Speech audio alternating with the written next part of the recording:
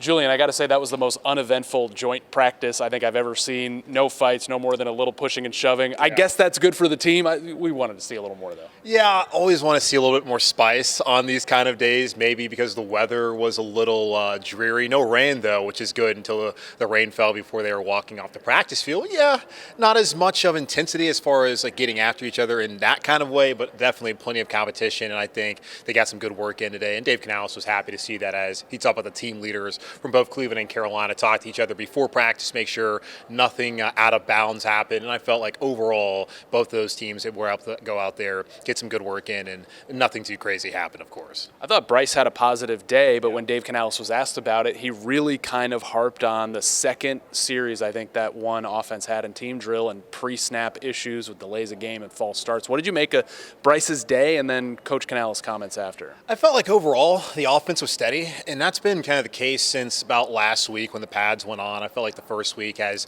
is typical across the NFL when training camp opens up, that the defense was ahead of the offense. But I think recently we've seen that connection. I know Bryce targeted Tedero McMillan a lot today, which was interesting to see as he's expected to eventually be their top receiver. Xavier Legette made some plays. Jalen Coker made some plays. So I thought overall, offensively, they were pretty solid. But yeah, I did see some of the false starts. I think Dave said they had about 3 of them today. And obviously when you get to the game on Friday night, however long they play, you don't want to see that. And of course, when you get to the regular season, those are kind of mistakes that you can't do and get yourself behind the chain. So I think offensively they're heading the same kind of direction, and we'll see how they're able to take a step forward as we get to Friday night and we get to next week with the preseason game and joint practice with Houston. Clearly a reversal in Canales' preseason strategy. He's going to play Bryce Young and the starters in the first 2 games, a series or maybe 2 on Friday night. What do you think of that decision, and what do you think informed Dave Canales' decision from last year? I think we all probably know the answer to that. Yeah, I'm guessing the way they came out week 1 and the interception on the very first play of the season was probably a big reason why he decided to do this. And I was actually talking to Alex Zeitler of the Charlotte Observer recently on my show on Monday, and he was saying that apparently Dave made this decision going back to like the owners' meeting. So this has been something they've already decided to do, and I think it's a growth of a second-year head coach, and that was kind of alluded to also up there by Bryce, just looking at it second time around. And that wasn't Bryce at all saying that he felt like the decision they made last year to not play him was wrong, but he was just talking about how it looks like Dave probably went back, just tried to figure out how they could probably get off to a better start, even if he's not said that at all. But it's pretty clear that that's what he's trying to accomplish, and they're going to at least play maybe 8 to 10, 12 snaps on Friday, and we'll see whether that's a series or 2,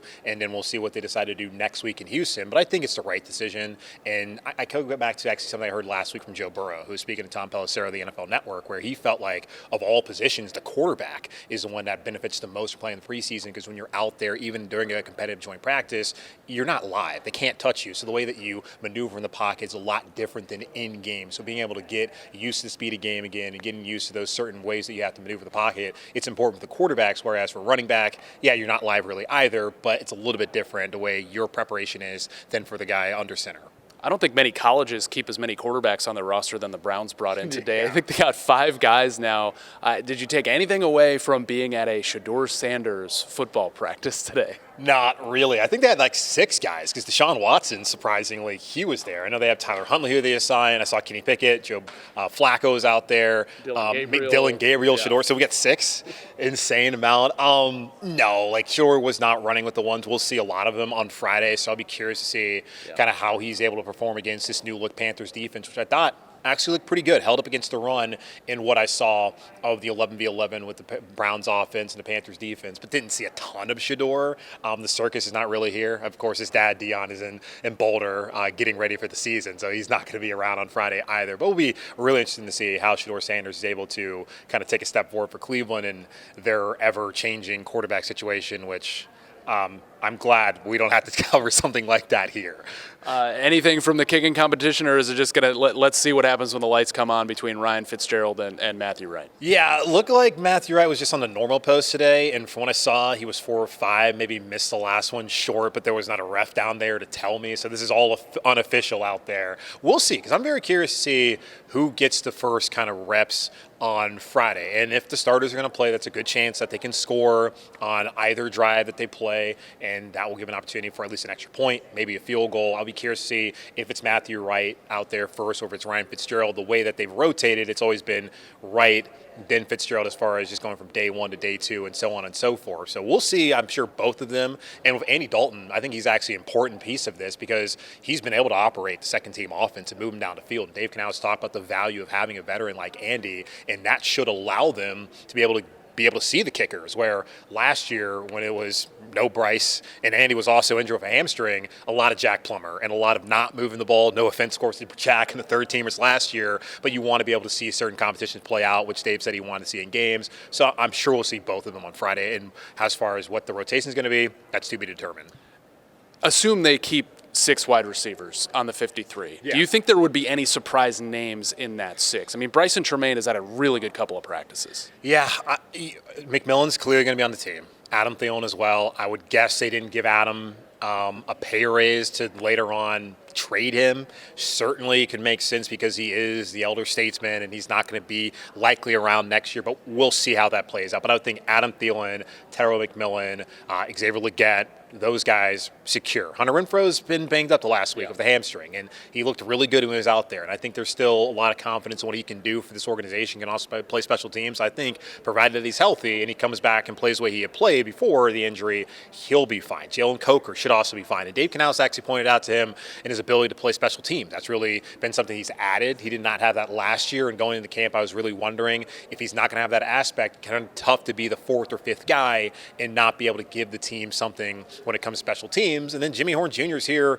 to return kicks. So, and David Moore, you can't forget about him. It's going to be tough. Like, Moore is one of those situations where, because he's a vested veteran, he's been in the league for 4 years, they can waive him and he's not subject to waivers. So he'll be around the team, whether it's on the active 53 or on the practice squad this season, so they could get away with the numbers there if they want to only keep 6. But Bryson Tremaine had a nice catch in the end zone, really nice throw with Jack Plummer, by the way, to the spot there in the corner of the end zone as practice wrapped up. But he had a couple touchdowns today, and he's been somebody who's really helped out special teams-wise. And Joe Person for The Athletic asked Dave Canales after practice, does he have a chance? And he said, yeah, he's got a shot. So we'll see. Maybe somebody that you can keep around on the practice squad more so than someone on the active roster. But if they're going to keep 6, it's going to be the top 3, Legette, Thielen, McMillan, and then I would think Renfro, Coker, and then probably Jimmy Horn, with David Moore likely finding his way back later on. Got to mention Jaycee Horn's accident right outside the stadium. Thankfully, he's mostly okay. Some stitches in that left thumb. Won't play Friday. I mean, listen, he's okay. He was out there. He looked like he could have actually played in a game.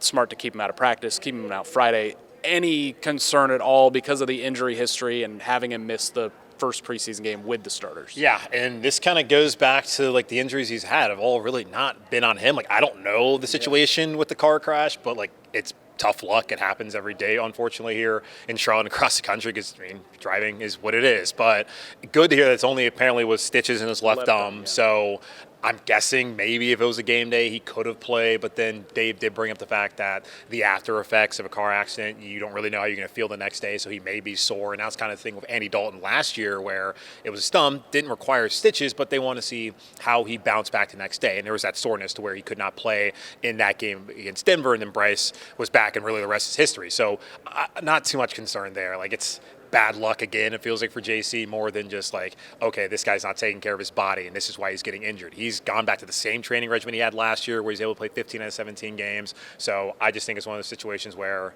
a lot of bad drivers out there, rainy day. So hopefully he'll be all right and ready to go next week when they head down to Houston. All right, Julian Council every day on Locked On Panthers. We'll see you here Friday night. Yeah.